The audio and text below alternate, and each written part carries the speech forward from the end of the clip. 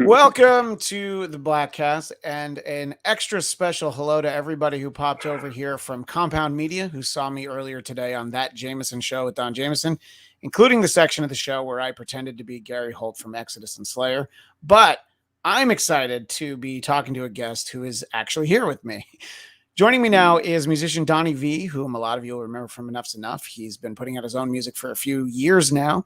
We're going to talk about that, including a great new song, one of the catchiest songs I've heard in a while. It's still running through my head from last night, called Party Time. Welcome to the show, Donnie. It's nice to meet you. Welcome. Thank you very much. Thanks for thinking of me. If you're welcome to portray me as well.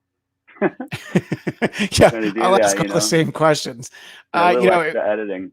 Yeah, it was an interesting thing because, like I was saying, I was on Don Jameson's show and the Gary Holt from Exodus. There was just a mix-up, and so I had already been on. So he asked me the questions, and I'm not a huge fan of like super heavy music, so I didn't know anything about him. But it actually turned out to be a funny segment because I was reading from the Exodus Wikipedia page.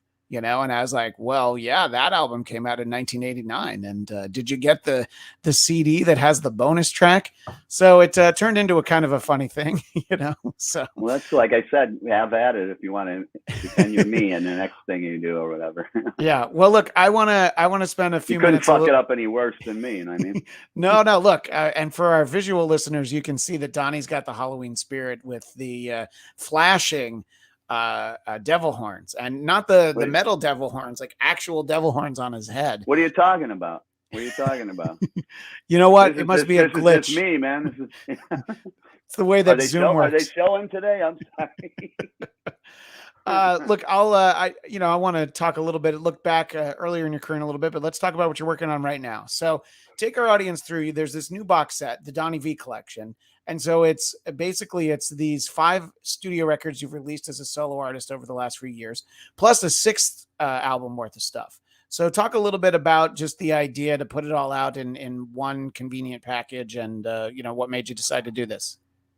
Well, we got a new single and video called Party Time, and that's just going to be released. But I didn't do, after the last record, A Beautiful Things record, and the catastrophe and everything, the tragedy that happened to that record, it just didn't get, like the COVID. Wasn't able to support it.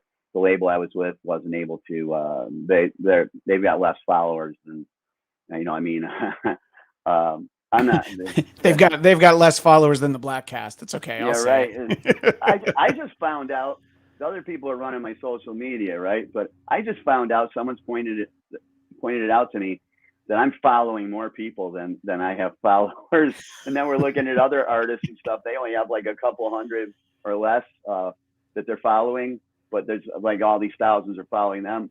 I have actually probably 20 more. I'm following like 20 more people than I'm being followed by, and it's I'm humiliated. And I need to get that rectified, you guys.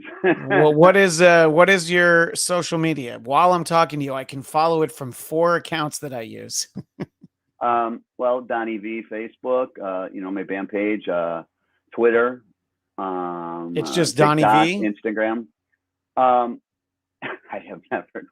That's all right. I'll find. I've never tweeted one time. Yeah, Donnie Vie, DonnieVie. There's something else with King of Power Pop. It's cool. Well, correlated together with it. I'll make sure that I follow it everywhere. So yeah, and look, I think that obviously some of that seems to be a problem with the specific record label, but anything that was released right before COVID, I think that it was hard for people to really, stand up and notice, Well, I just remembered what the question was, and I just got off track. That's fine. But like I said, that wasn't a successful relationship. So Chip and I did a licensing deal with Cleopatra that was for our entire catalog, Enough's Enough catalog. Yeah. And so a little chunk of money you got from that, I went around and bought all my records back, off these shitty labels and stuff, because people can't find them, or they're selling them for $200-300 on eBay, stuff like that. I'm like, that's ridiculous, and so I bought them all back. But I didn't do another record deal with that last label, because I wasn't giving up on the record, first of all, and also I just wanted to see what I was going to release a single so it could still be in support of that record. You know what I mean? But even though it's not on it. But then I started thinking, well, I just got all these records back, and I want to release that. Well, let's take it to a grander scale. Let's put all of my records on a flash drive, and all these videos and all this shit that are acquired, that all rounded up in one place on one drive, and all these videos and everything. It's really cool. And here it is. It's got a little jump thing that pops out, and that's the flash drive. But this is the thing, and this is also your VIP pass when you come to shows and stuff, your meet and greet and all that stuff. So, and then there's one other record on there that's it's all brand new stuff. Well, half of it's brand new shit and brand new songs that I've just done in my home studio, but it's a new record. And then there's some demos from the Beautiful Things record to see how I went from one thing to the other, and odds and ends like Troublemaker and Instant Karma and shit like that. And so they even threw the Guilt and Shame stuff on there. So, I mean, you're getting so much shit plus the laminate. Yeah. For $110, it's like people are like, you should charge more. And I go, I wouldn't charge anything if I didn't need to. You know what I mean? And, but if the pre-sales, we put the pre-sales up because I wanted to try to have it fund itself. You know what I mean? Yeah, and, sure. And with the pre-sales, you get a 15-minute Zoom call. You know what I mean? So you can imagine it was sold through the whole thing as a pre-sales now. So, I've got so many Zoom calls for the next 3-4 years. I'll be doing Zoom calls. Yeah, and this is like a test run for that. I didn't even buy the record, and I'm getting a little Zoom call, so I appreciate that. But I love the idea, the way that it's packaged. For our visual listeners, you did, or visual audience, I guess everybody's a listener, but you did show it. It is a flash drive, and it's also the tour laminate. I think that's such a great idea. So when you get out there on the road, they'll be able to come and see you. Now, obviously, you were talking about the problems of getting out there to promote and support the previous record. We're sort of at an interesting time right now. There's a lot of bands that are out there, a lot of bands that aren't. There's plenty of places where it seems like it's easy to put on a show, other places where it's hard to put on a show. If it were up to you, what's the plan for getting out there and making people more aware that you have this collection that's available now? If it were up to me, I'd have you do like you did with your last show. You could be me and go out and take care of business there, and I'll interview and talk to other artists and stuff on your podcast. No, that's I'm gonna do whatever is the next logical step. It's as we said, we just released this video and single, and it's very entertaining, and it's Batman. I play like this shelved Batman character. You know what I mean? Where I'm out of shape and stuff. I don't care. Smoking cigarettes and stuff in it.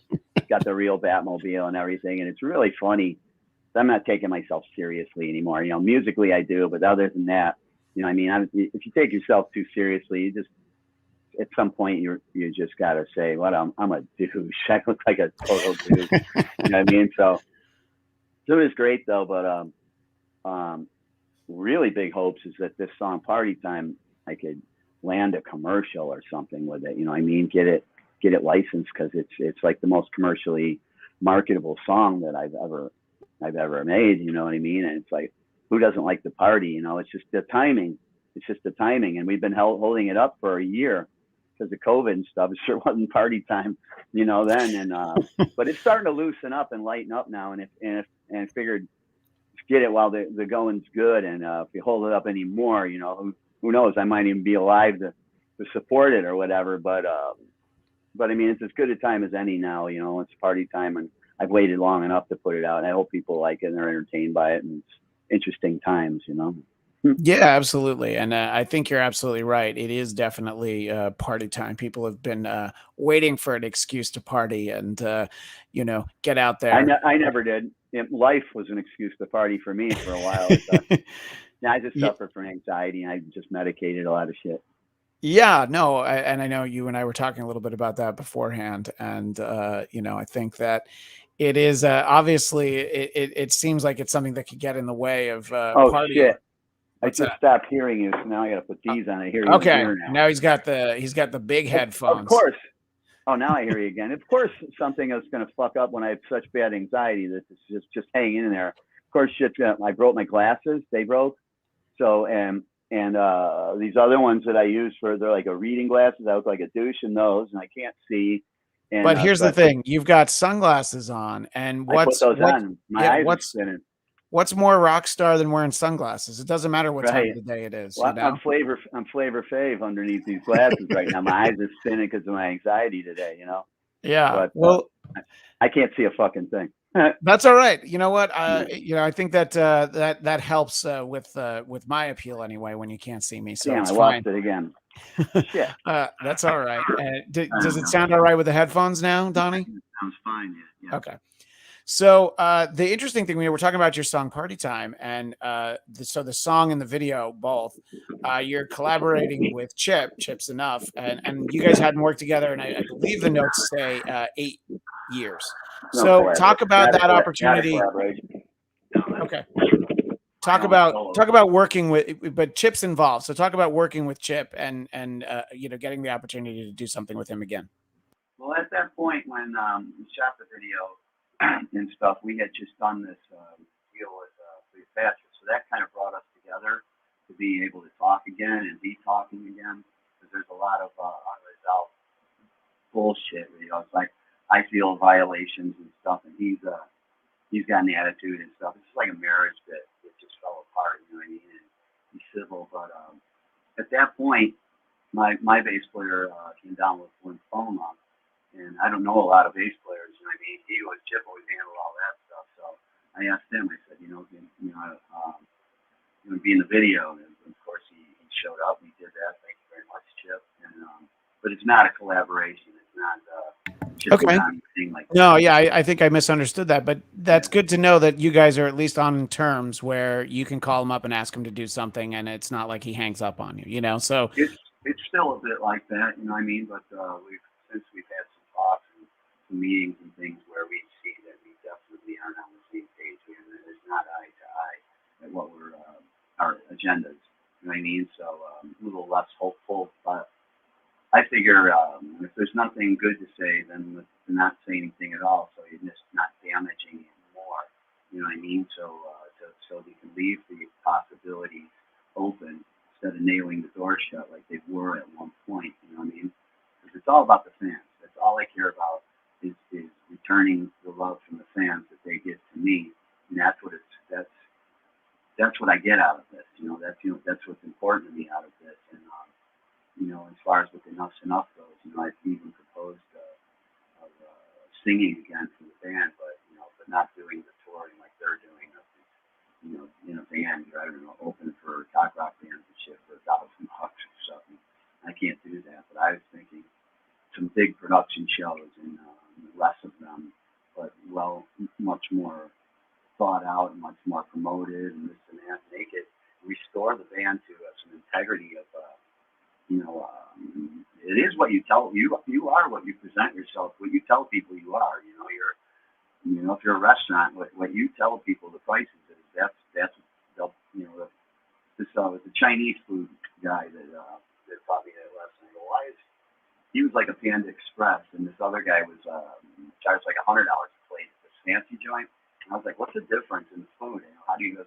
Oh, no difference. He goes, they charge you a little bit of money for giant plate of food that you can't possibly eat it all, and you're sick of it and this and that by the time you're eating it. Because I only give you a little bit. You're still hungry, and I charge more for it. So he's like, that was delicious. When you're hungry, it's like something's a lot. And it made a lot of sense. So I have no idea what the right checking missions and stuff like that. Yeah, you're what you present it to be, and I am certainly not into presenting what he's presenting right now, and it's just that I have issues with. I consider it somewhat devaluing the integrity of what we did. When you think of Enough's Enough, you think of my voice, obviously. You know what I mean? And so, fans aren't necessarily aware of what's going on. So now it's at this point where you're not hearing me sing at these shows, but that's not my fault. You know what I mean? I possibly would be doing that, but not under the circumstances. Yeah, look, and I think it's important that people know that what they are getting and what they're not getting, and people who saw the band back a couple decades ago, they got something that was definitely different. I have seen some of that version that's presented, and I've had an opportunity to interview Chip, and he's always very entertaining. But fans of bands like this, we always like when we see stuff that are like Slash goes back to Guns N' Roses. Ace Frehley had Paul Stanley and then Gene Simmons on his solo album. So we like the idea when people can iron it out, because we don't know what any of it's all about. We just hope that maybe one day you get to a place where there is able to be an actual collaboration, not just him sort of helping you out like he did on this song. But look, the Donnie Vie collection, that box set, you can pre-order it. You can order it. You can, whenever you're watching this, you can go to DonnieVie.com, and that's where you'll find it. And real easy to get. Yeah, keep it simple. And I was very excited when I was contacted to see if I'd be interested in talking to you, because obviously I've been a fan of your music for decades, but I had also recently heard sort of the very unlikely collaboration you did with Howard Stern on a recording of a song he wrote for his wife, Beth, called Bang O'Clock. Now, obviously, your history and Enough's history with Howard goes way back, but talk about how specifically this came up. And he's done this before for songs he's written. He's had people, actually give their interpretation on his songs. But how does it come about that you give your spin of Bang O'Clock? Well, I have been reaching out to Boy Gary and reaching out to Howard for a while now, for like the last year or so. Cause, I mean, face it, when we first wrote Enough's Enough, we would go on that show and we would see a spike in 20,000 record sales just by being on the show one day.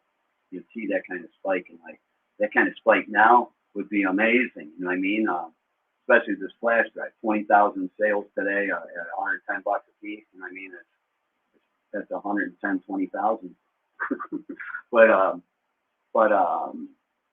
so I've been, kind of harping on them and seeing if there's something we can do, or if there's anything I can do, or just talk to Howard this and that. So finally, I got an email from their entertainment department that says, we're just wondering if you'd be interested in doing this. They said Howard wrote a kind of like a joke song or whatever. It's inappropriate. It's about in his life the time they're talking at night.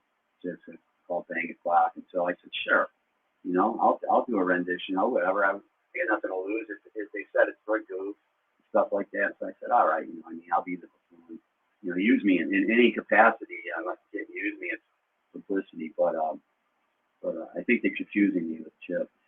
But what was I saying? Oh, so when I was trying to think it through, I'm going over his ideas and stuff in my head and thinking, and I started singing it to myself and stuff. And there was this chorus that kept nagging me that wanted to come in after the verse. It's like, it just wanted to bang your clock. I heard this chorus, and I'm like, well, that's not part of this song, So it's kind of audacious to go and add parts to his song and stuff. Then I figured, what the fuck do I got to lose? It's a goof, you know what I mean? Let's just check it out. And I put that chorus in, and it turned into a great pop song.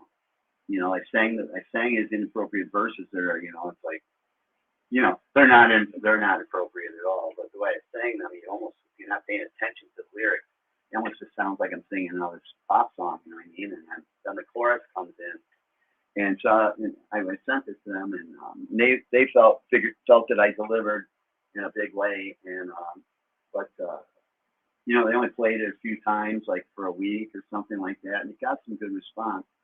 But I guess Howard's just not interested in co-writing a great pop song with one of his favorite pop artists. It doesn't make sense to me. I should push it, and you'd have a hit there. You'd have a hit song on Howard's show. He's a co-writer. But I know that I came through. So anything else that they'll know that I delivered. So they'll show some love. But I'm not allowed to use sites and stuff. I'm not allowed to use it or push it or anything like that. But it's understandable. It was in the. I'll sign anything. I don't even read it anymore. I just sign it. No, but I can't use it for anything. But hopefully, maybe one day. Yeah, but it's great because it at least and then playing it and talking about it, at least that you get some kind of attention for having worked on something for him, and Yeah, I want people to hear it. You know what yeah, I mean? So if you go to their website, howardstern.com website, you can scroll and probably search it, and yeah, it'll be in there. You know what I mean? So there's a way to yeah, hear it. It's absolutely, a good song. It's a and good song. look, it's great timing for people to want to Google you and see that you have this box set out, and they can get the flash drive slash laminate. One of the things that that I remember about sort of the early days of the band was the support from people like Howard and and being on Letterman. And I think that you can look back and see that the band definitely had some tremendous success, but in the moment, was your expectation maybe a little different for what the trajectory would have been, or were you just really just worried about making more music and staying out there, or did you think that maybe that sort of hand up from Howard and Letterman would have had more of a long-term impact? Like, you talk about selling 20,000 records, that's great, I mean, day after. they have had a long term. You know, Great. still keep attracted a lot of fans that and some of them have excuse me have stuck with me or with us and with me throughout the years, and so it did have impact. It's everything is different than it used to be, so nothing is able to be what it used to be. You know what I mean? Something like that is there's no regular radio. You'd have a radio airplay or something. Program director or whatever. The DJs have been gone for a long time. Thank God this guy's like you now. They're doing this is the new thing as far as like what you could consider radio. But the labels, they're just machines now. They're not the people who was passionate about music and was searching for great artists and talent and stuff, because you won't get any more of these rock stars like Led Zeppelin or the Beatles or anything like that. You won't get that anymore. You just get whatever was selling or whatever was working today. We're going to make more of that. We're just going to keep churning that out at you. But I mean, it's always been like that with the end of the '80s. The cock rock, like I call it cock rock. It's like hair metal or whatever. There's just everybody and their brother was getting signed to a record deal. You know what I mean? So you're seeing all these bands that I don't think personally. Well, I'm not going to say that a lot of those bands were really worthy of national, attention and stuff like that. But that's just opinion. But you don't have it. You won't have any of that anymore. You're just a needle in a haystack. Like the Beatles or John Lennon. Wow, imagine if it's not pushed by the Dukes behind it. Always going to know it's there, just like me. You know what I mean? To say you just got to either stumble on it or have been there following the kind of fans that'll find me in the dark corners and stuff. That just want to look and stuff, but you don't have that national exposure where people, everyone's exposed to it. So you either you like it, or you don't like it. So you have a chance. You don't have a chance really anymore, except playing shows and maybe building up your fan base, through that. And now you can't play shows anymore. It's like can't sell records because people don't buy records for the internet. And you can't play shows now because of COVID. And artists say that I don't know how anybody's making their money. I guess they're just getting back out there and playing. But if it's not safe, it's not safe. And we got to figure out other ways of making money. And that's why my thought and my hopes for this party time, maybe I can land a commercial or something that'll at least pay the bills. And then as far as making the music, as long as I keep making it, I'll give it to them. I'll give it to fans. I'll give it to everybody. As long as it's something keeping the electric on.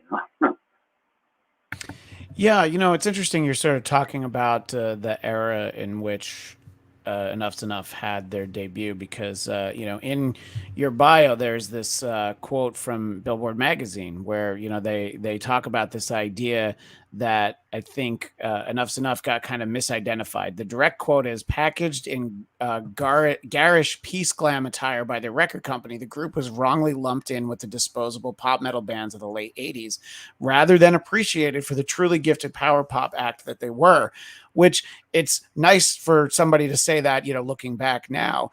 And, I think that there are a few bands from that time where you feel like the presentation did not reflect on what they were. I mean, I'm not here to disparage a band like Poison, but to have a band that doesn't sound like them presented in a way of like, oh, this is a similar look, I think that that does a disservice. And I think that I don't know. I think that there's also a great quote from Rolling Stone that they describe your songwriting skills as Beatles-esque pop, songcraft, and ripping hard rock. So being compared to the Beatles is great, but I guess this is exactly what you're talking about. It's how you present it to people. And if it was presented as something that it wasn't, that's really unfortunate. So I guess if the timing had been different, if the band had come around a few years later, a few years earlier, maybe the presentation would have been a little bit more straightforward. Yeah, I was so young, and I was, I'm just white trash from Chicago. I didn't know any better. And then when the grunge came, it killed me. That's me. Normally, that's my usual thing. And then getting all dolled up and stuff. I was doing that because that's what you're supposed to. It's like going to a wedding. You wear a suit. You're doing what they expected. This and that. And I didn't have the forethought and the experience to go with all my instincts and all my gut feelings, which were, I was always battling them and fighting them with who was in the band, with the sound of the production, the big guitars and stuff like that. And it worked. It worked for what we did, but it lived for a short time because basically the business did a big flop. There was just so many of these bands, and people were getting so sick of it, and it was ridiculous. All of a sudden, it just became. Then when the labels, there was a big deal at like 89, 90, and the labels, all the major labels, turned upside down. Everything was going here, and they're conglomerating, and they're changing formats, they're changing styles, and this and that. And we got caught right in the middle of just the worst timing you could imagine. And even though we got rid of the glam and all that stuff, by the next record, it's already, but then shortly afterwards, the plug is pulled and all of the juice is pulled out from underneath you, and you're stuck with you're as good as your first impression.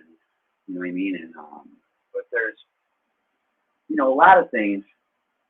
If you don't know any better, and if who just walks away from an $8 million deal with a bunch of pros and great musicians and stuff, with a band with a following, because you don't, it doesn't feel like your vision that you've had, since I was 5 years old, visualizing what I'm doing, and and then like people that like melodic pop and rock and stuff, like it's like Beatles or Oasis and stuff like that. Those people don't that image, that glam image and hairband stuff like that doesn't appeal to those people at all. You know what I mean? So we were catching like metal lovers and stuff like that who maybe didn't know they liked the Beatles, didn't know they liked this and that, and so we're hooking them, through this. And but in order to have longevity, it has to be right. You have to go through the right. You can't have any shortcuts or anything, and you have to be.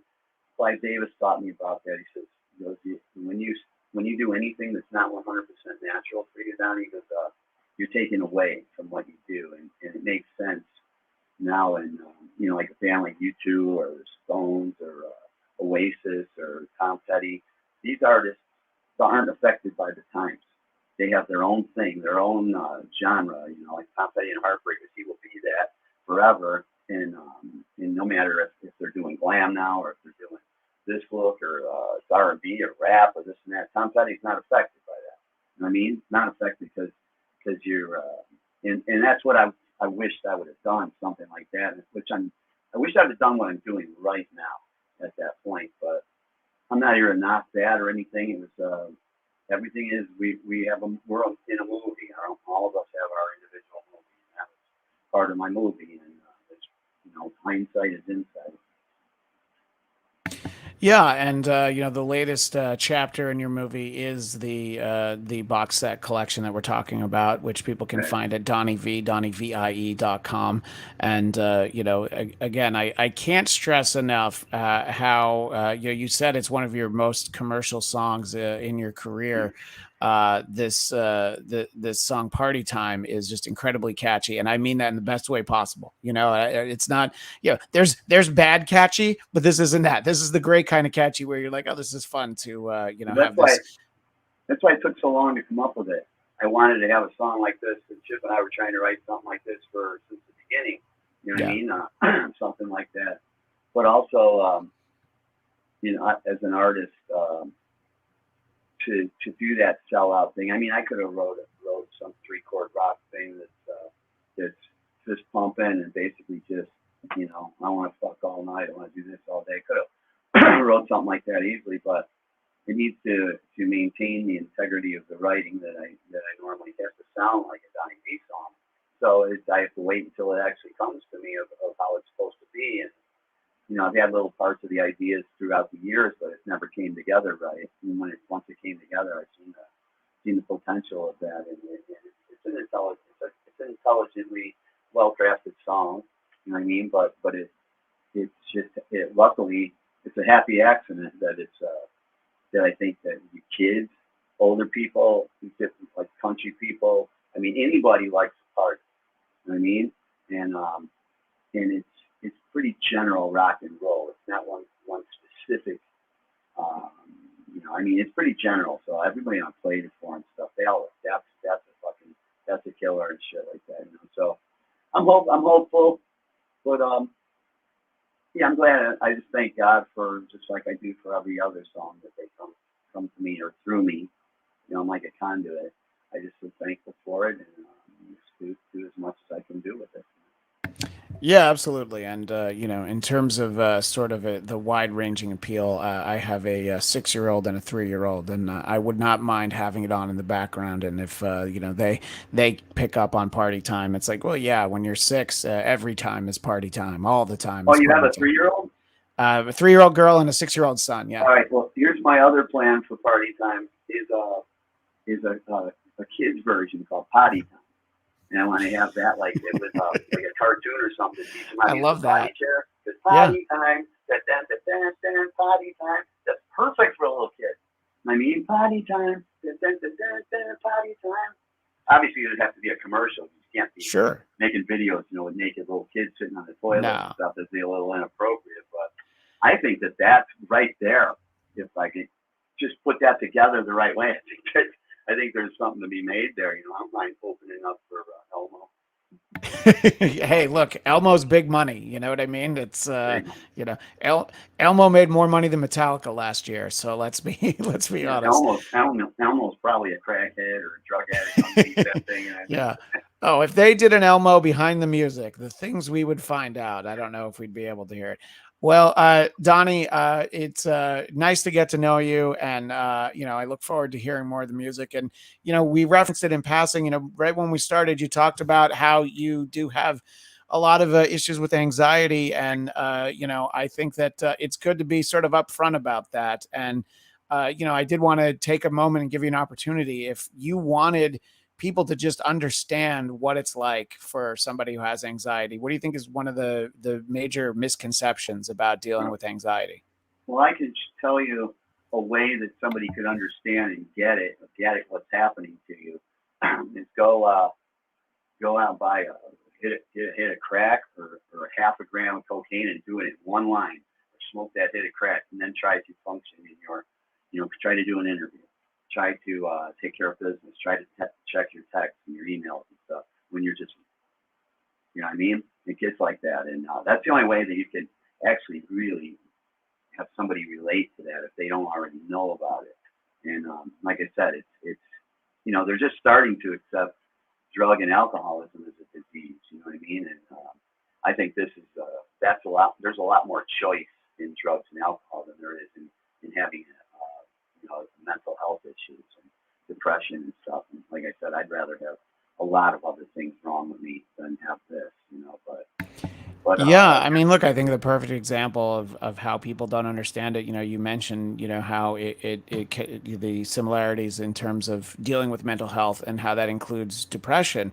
I mean, you'll a great example. Well, I mean, it's a terrible example because of what happened, but a fitting example is Chris Cornell, who was this great rock star who you looked at his life. He was so talented and he looked like Chris Cornell, and no one seemed to know what he was feeling on the inside. And I mean, there's so many other examples that you can think of that. And I think, I would say that we pay more attention as a society to mental health than we did decades ago. But I think it's, still not really, enough.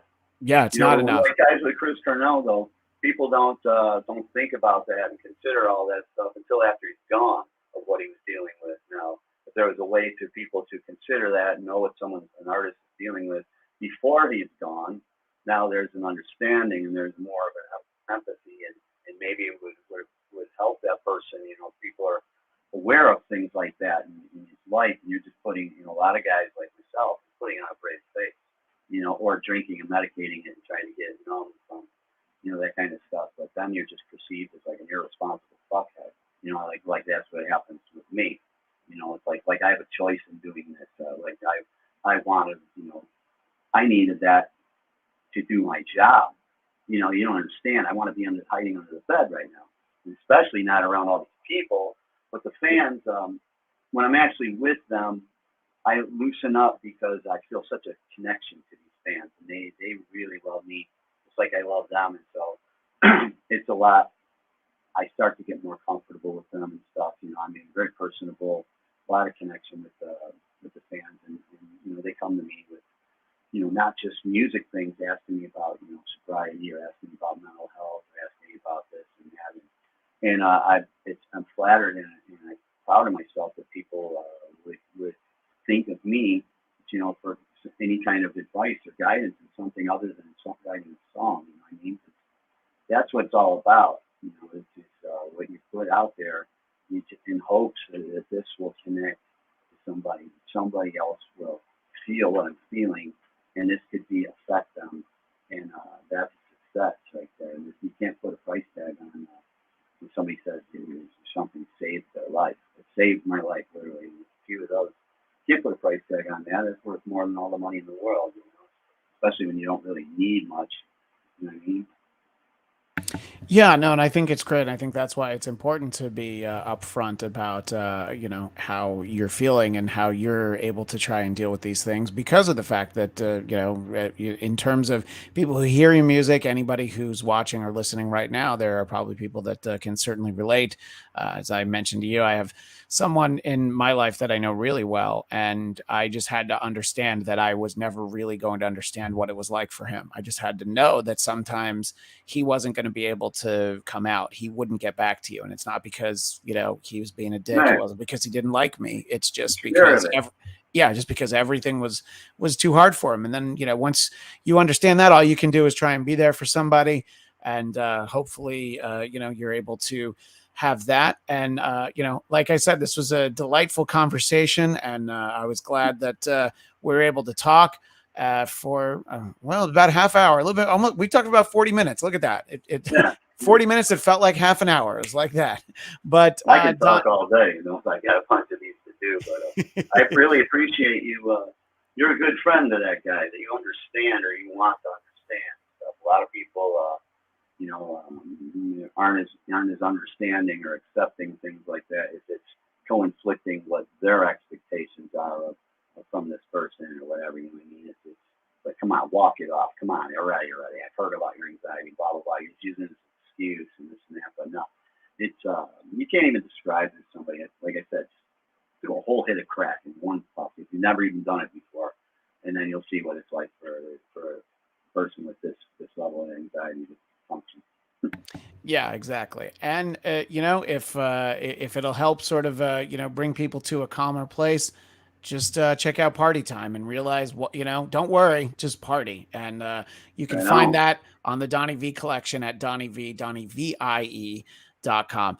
Donnie, I look forward to hearing. Don't correlate the crack with the Party Time. No. Don't correlate the two things. No, those are two very different. If you like crack, if you like crack, then do your crack, whatever. It's party time, But this is the party time where music is the party. And that's what we really want everybody to I'm not have. out pushing crack. No, exactly. And by the way, my friend Dominicus Saxon there in the chat has 2 comments. He says, "Cool interview. Thanks for your time, Donnie." And he also says he could benefit. He's an adult man, and he could benefit from potty time as well. Being reminded that it's time to go. Don't bore us. Get to the chorus. You can't get into the chorus any faster than party time. In the video, have you seen the video? I actually haven't. I didn't get it, but I'm gonna go check it out. Yeah, you'll get a kick out of it. It's very fun. It's a very fun video. It's funny, and we put a lot into this, and I got really lucky as well. I mean, this is a big time video. I haven't done a video like this since like New Thing or Flying Shell. It's right. The real deal, and like I said, he's got Chip made a cameo in it. He's actually playing on the track. I recut the song actually after the video. The video was so good that I didn't feel like the track was as strong.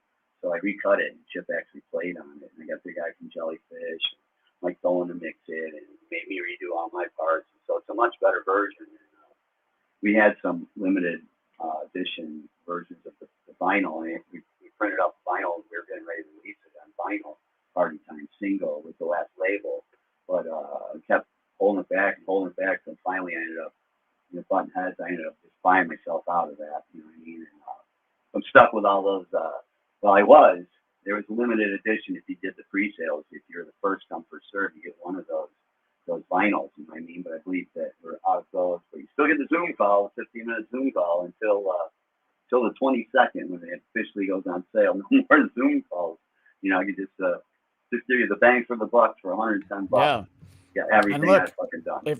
If you've enjoyed this conversation, you can have one for yourself. Go to DonnieVie.com and pre-order, and you'll get to have a conversation like I did. Donnie, I look forward to hearing more of the music, and hopefully, get an opportunity to see you out there doing some live shows. But it's great to meet you, and I look forward to chatting again soon. Thank you very much. Thank you for thinking of me. And anybody out there, hey, let's party. I love the party, and I'm not this serious about things all the time. No, but that's still wild and stuff. It's getting me today. So that's why I discussed. Yeah. But love you, love you, man. I look forward to seeing you soon. And if you have my contact information, you can come direct to me if you need something or want something, or vice versa. Yeah, absolutely. I'll definitely be in touch. Thanks again, Donnie. All right, thank you, man. All right, bye-bye. How do you end this?